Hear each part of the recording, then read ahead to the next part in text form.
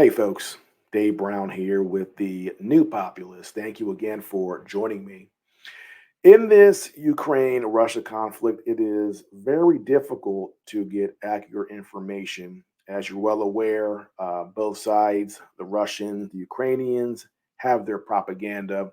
And of course, the king of propaganda is the United States. So, for us sitting here in the middle, just trying to figure out what's going on, sometimes it is a challenge, but one thing I do is that if I see a side, for example, somebody on the pro Ukrainian side, say things that are favorable to the Russians, I'm more inclined to believe that because they don't want to make these admissions unless they absolutely have to.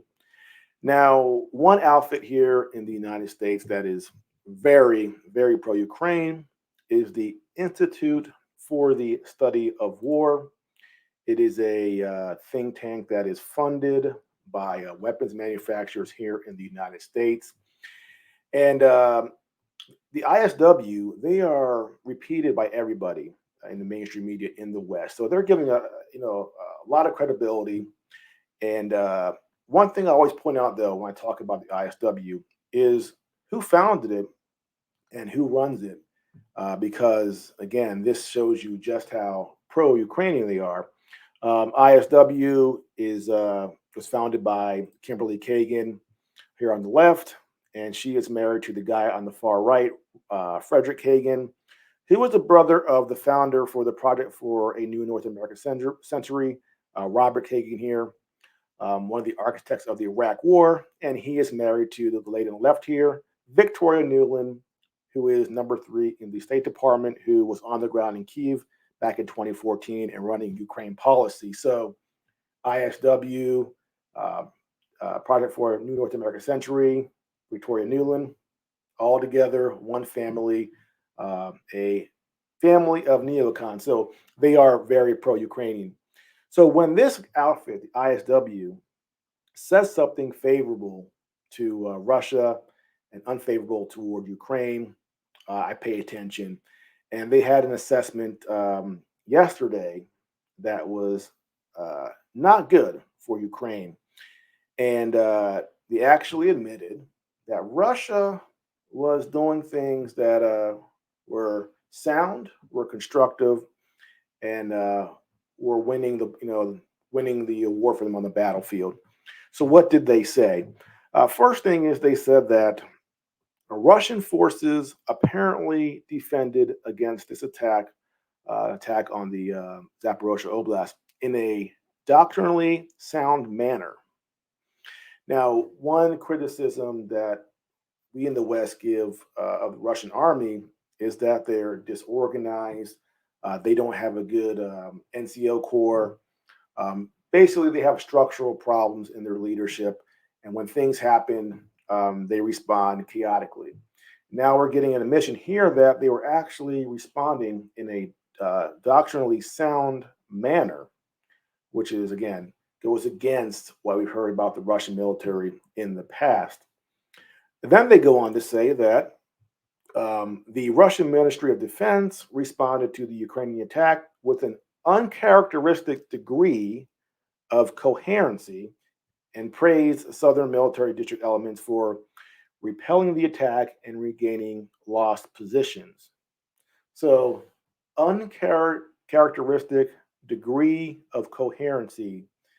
Again, they don't like to admit this about the Russian military being coherent and responding properly doctrinally to an attack. Um, Next, they said that Russia's electronic warfare system, their air support, was very successful in repelling this Ukrainian attack. And they even admit that they got something wrong in the past. They said continuous Russian missile and drone attacks against Kyiv and critical Ukrainian infrastructure may have fixed Ukraine's more advanced air defense systems away from the front line, although ISW cannot assess which systems would be effective against the kinds of air support missions Russian aircraft were flying. ISW's previous assessments that Russian air missile attacks were not setting conditions to defend against the Ukrainian counteroffensive may thus have been inaccurate. So Russia has degraded the Ukrainian missile defense systems, not just in Kyiv, but toward the front line. So when they launch this counter offensive or offensive, Russia have their fixed wing aircraft in the air hitting targets without being peppered by anti-aircraft missile systems. So um, ISW even admits that they were inaccurate about this. And finally, I guess in order to try to, they just made all these admissions. They want to pull some of it back. They say it is additionally noteworthy that the Russian Southern Military District forces deployed in this particular area are likely to be a higher quality force grouping than Russia has elsewhere in theater, and their defensive performance is unlikely to be reflective of defensive capabilities of Russian groupings elsewhere on the front. So they want to say, okay, well, they're performing well, but this is the best Russia has, and the rest of the front are not going to be this good, which begs the question: if this is the best that Russia has, why did the Ukrainians attack there just to get thwarted? Why did they not pick a weaker part of the front? I don't know. Again, I'm not a military expert, but I'm just asking questions here. If you're going to attack somebody, do you not attack their weakest spot, not their strongest? So either Ukraine, for some reason, decided that it was their best interest to attack the strongest part of the Russian defenses, or ISW is wrong and the Russian defenses all along the front are all pretty strong. So maybe it would not have mattered where the Ukrainians attacked. The Russians had the proper defenses there to repel it. So day 3, day 4, this counteroffensive, ISW here admitting Russia is being doctrinally sound, coherent in repelling this Ukrainian offensive. And one thing I think we're missing, and this last year, Russia has been working to improve their military cohesiveness, right? When they came in last February, it was a little chaotic. And then they made their gains toward in June. And then the Ukrainians counterattacked, made the Russians look bad. They had the partial mobilization, brought more troops in, and they actually have been training these troops. People were saying, why aren't the Russians moving forward with these new troops they have?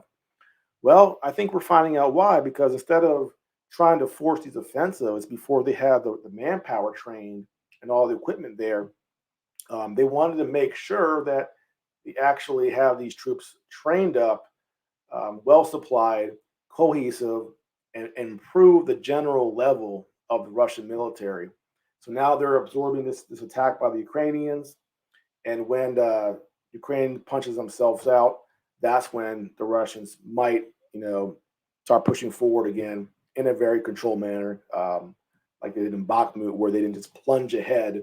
They just keep systematically destroying what's in front of them, not getting too far in front of themselves in order to become isolated, but moving slowly in a controlled manner. So I think we are not really understanding or giving credit to the Russians for using this last 9 months or so to improve the general level of their military, so that they are more cohesive and not so chaotic in battlefield conditions.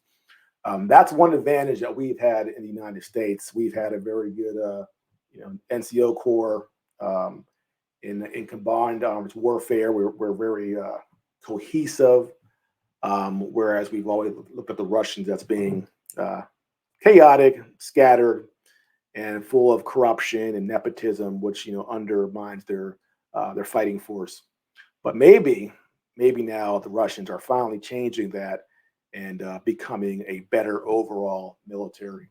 Again, this whole experiment in Ukraine for the United States, I think, is just backfiring in a spectacular way. We've built a stronger Russian military, not a weaker one, by have them having this conflict. So, um, looking forward, if this is the best Ukrainian offense that they can muster up, not good. And at some point, you hope that people in Washington D.C. looking at what's happening right now might say, okay, it's time to talk. We can't keep this up forever. But never underestimate just how bloodthirsty and ruthless these people are in DC. Um, my guess is they'll continue to tell the Ukrainians to fight and keep banging their head against this brick wall that is the Russian military. So hopefully that doesn't happen, but I'm not optimistic. Well, that's it for now. If you are new to my channel, please like and subscribe, and I'll see you next time.